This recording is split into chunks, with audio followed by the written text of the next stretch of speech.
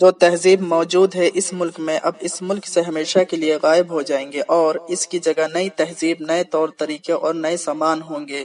عورتیں اور لڑکیاں یعنی حسینائیں اپنی خوبصورتی دکھانے کے لیے نئے نئے انداز ڈھونڈیں گی، یعنی نہ ان کی زلفوں میں خوبصورتی ہوگی اور نہ چہرے پر نکھار ہوگا۔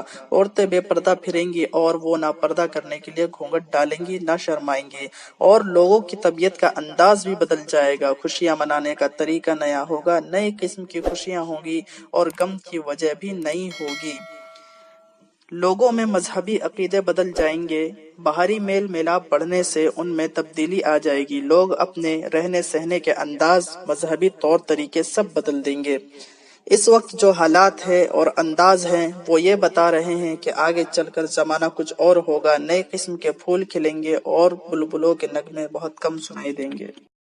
لوگ اپنی زبان بھول کر انگریزی زبان کو زیادہ ترجیح دیں گے، ہر طرف انگریزی زبان کا بول بالا ہوگا اور انگریزی زبان کا استعمال عام ہو جائے گا۔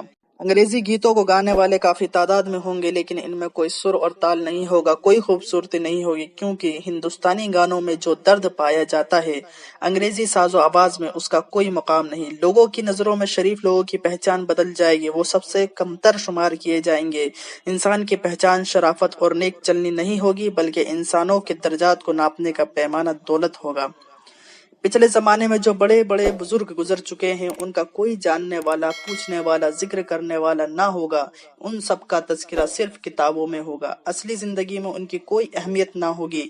ان کی عظمت، شرافت، نیک چلنی اور بہادری سے لوگ سبق لینا چھوڑ دیں گے۔ لوگوں کو اس بدلاؤ کا احساس بھی نہیں ہوگا اور افسوس بھی نہیں ہوگا کہ کیا تبدیلی ہوئی ہے، کیونکہ جس ماحول میں تربیت پائیں گے اسی میں رچ بس جائیں گے۔ دوستو، اگر آپ کو ہماری باتیں اچھی لگی تو ہماری ویڈیو کو لائک کیجیے، شیئر کیجیے اور سبسکرائب کیجیے۔